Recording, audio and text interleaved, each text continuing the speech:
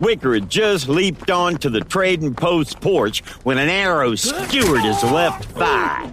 He dropped the Henry and tumbled to the planks. Another arrow thudded into the porch a few feet from him and stuck there. He reached for his fallen rifle, grasped the barrel, and pulled it toward him.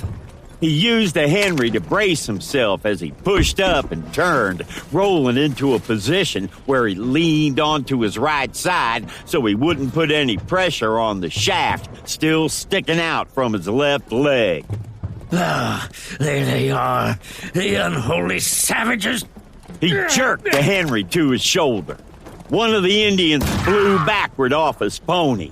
Wicker felt a second of triumph at the sight. The next instant, 2 arrows drove into his chest and a third caught him in the gut. He toppled over onto the floorboards of his porch. He knew he was finished. At least this way, he didn't have to watch as everything he had dreamed of went up in flames. He turned his head to see a horse reined up by the trading post. An Indian dismounted. The warrior was tall.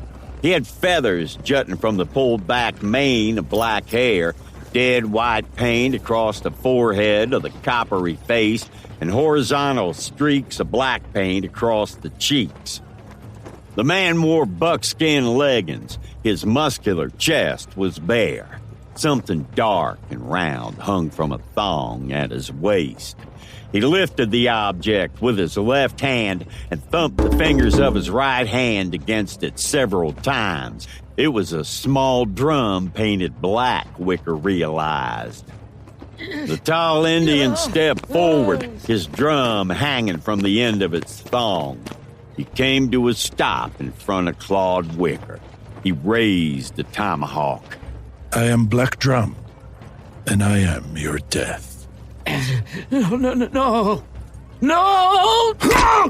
Black Drum pulled the tomahawk loose and stepped back as blood began to spread around Claude Wicker's head on the porch of his trading post. Black Drum shifted the dripping tomahawk to his left hand and idly tapped out a cadence on the drum with his right as he walked back into the street of Wicker's Wells. 2 mounted warriors skidded to a stop near him. Black Drum addressed them in the Cheyenne tongue. Did we lose any men? Soaring Eagle was struck down. We will recover his body and send his spirit properly to the world beyond. Burn the town. Kill the whites, old and young. No one will stop us. And with each rising and setting of the sun, more warriors will join us. Already the size of our band has almost doubled since we left the reservation. Soon, there will be enough of us for a raid that will strike real fear into the craven hearts of the whites. Black Drum tapped a rhythm with one hand and with the other pointed to the west. We will move on toward the mountains and our glorious destiny.